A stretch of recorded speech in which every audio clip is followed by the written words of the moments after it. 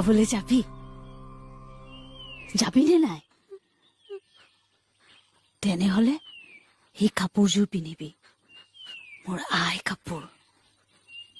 আই যেতিয়া এই কাপোৰ সাজ পিন্ধিছিল মানুহে লাগি চাইছিল বিয়া ঘৰত তোকো লাগি চাব কইনাজনীতকৈও তই ধুনীয়া এজনী হবি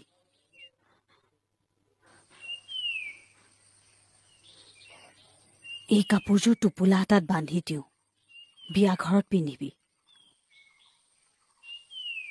ওলাগৈ